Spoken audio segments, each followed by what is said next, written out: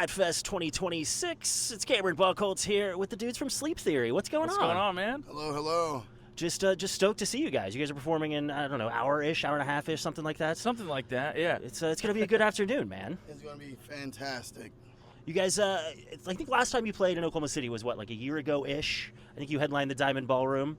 Yes. Yeah. And, they're very roller skating rink kind of place that's with all the old country singer headshots, which is, a thing. And now we're out wherever this is in this weird casino amphitheater thing.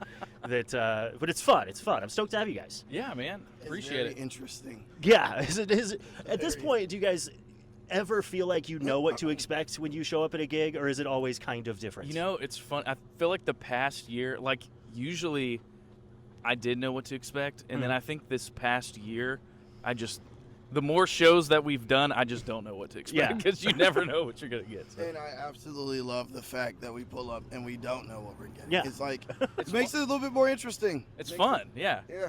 And now, is this a one-off for you guys, or did you fly in for this? Or? So it's funny. Right before this, we played Warped Tour Montreal. Oh, wow. Okay. So that's interesting routing. Very interesting. Very. We're running on about 4 hours of sleep-ish. Something like that. Something like that. And probably a little slow with some poutine and just We haven't been in a bed since we've been It's been a while. We're a little tired today. But now I imagine you feel tired now and you'll feel tired after, but as soon as you hit the stage, you won't be thinking about it. Adrenaline kicks in. Every time.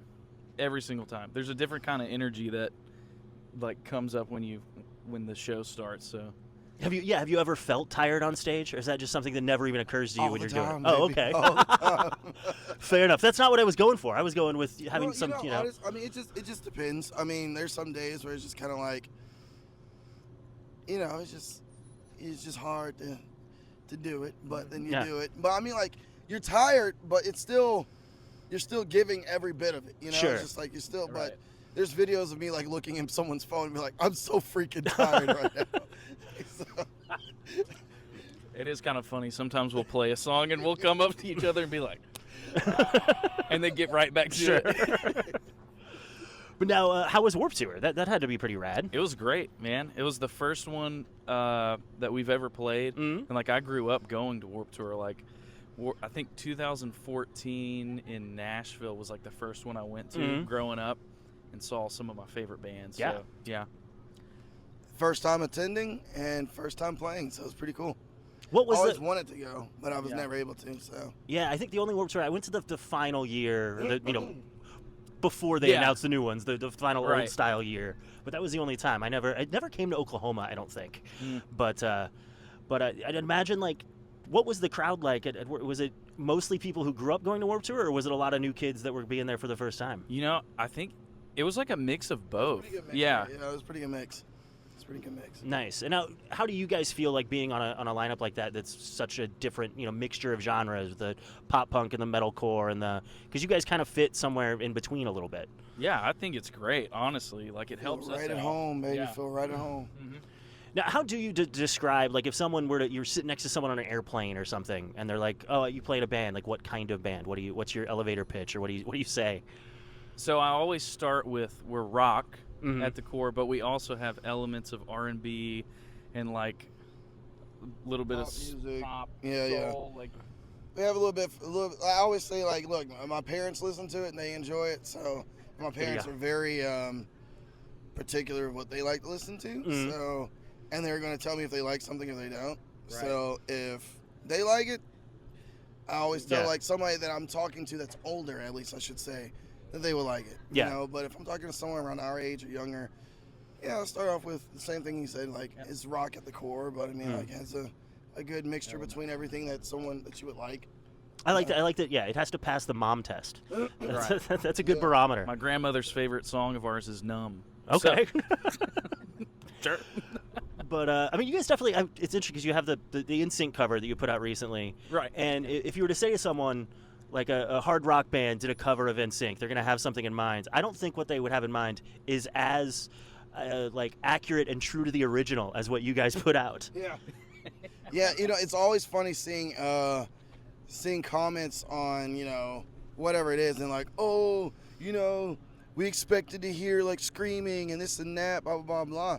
Well, I mean, first off, awesome, because we're doing something that you didn't expect. Yeah. And second, I mean, it's kind of the point. We just wanted to stick to, didn't want to go off and kind of be all flashy and make some crazy covers. Just stick to it. It's a cover song, not a reinvented version. You know, just. And it's still fun. It's still Sleep Theory. And people playing it, so I mean. Oh, yeah, no, it's, no, I like that it's so accurate, that it's, exactly. And I'd imagine that's a highlight in your set, because even people that have never heard Sleep Theory before, that probably gets them on their feet and gets them going, I'm sure. Oh, yeah. If we haven't grabbed the crowd by a certain point, Bye Bye Bye hits everybody's in. Oh, yeah. That's fun. How did you guys wind up like landing doing that cover?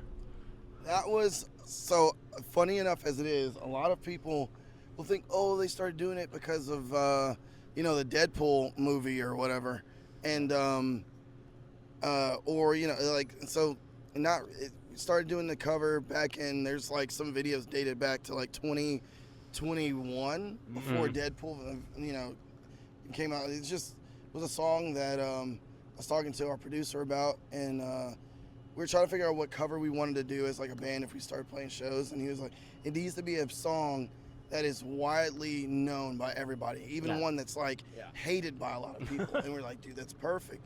And then we sat there and we brainstormed, and he's like, dude, y'all should do Bye Bye Bye. And that's how that became a thing. I mean, like, we've been doing that cover since 2021. Nice. Yeah, I mean, I remember when I saw you at the Diamond. I remember that being a highlight in the set, and I'm sure it's, you know. But now, how do you guys feel when you're on a lineup like this of, you know, pretty, again, similar to like the Warped Tour thing of diverse bands? I mean, I'm assuming you guys probably grew up at least a little bit listening to Chevelle. Oh, yeah. Totally. Listening to Chevelle and like I Prevail, like we've listened to them for a while now too. And like I can't say for Chevelle. I haven't. You know, I'm gonna check them out now. You know? I typically, you're good. I like the honesty. I mean, like, I typically like to listen to, if I'm playing a show with a band I've never listened to, I like to wait till I see them live to then be like, okay, because I feel like that's when I'll be connected more with it, rather than listening, because I wouldn't understand it as much then if I just listened to it. So I like to see it live. So, but as far as I Prevail, definitely, yes. Yes, for sure. I mean, talking about the pop song covers, I mean, they sort of blew up with the Taylor Swift thing. I know they've distanced themselves from it now, but that's what, you know. Yeah.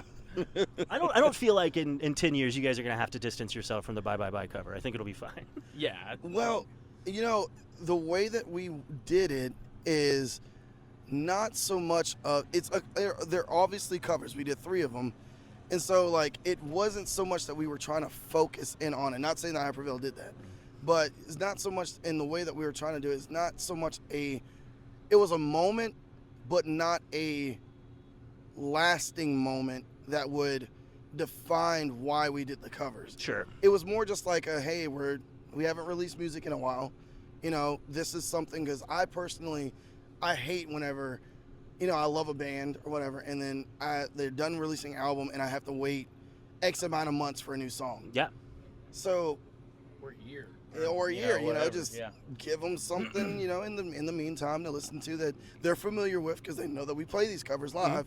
It's something they've been asking for, so do it. But it's not like we didn't want to zoom in on it so much, and then that's why they came so quickly after another one, then 2 the second week, and then 3rd, and then just out, and just do it and get on by our business. But I think the covers have been fun. Yeah. Indeed. Well, awesome, guys. Thank you so much for taking the time. Of course. And just super stoked for the set. Yeah. Thank you so much. Thank you.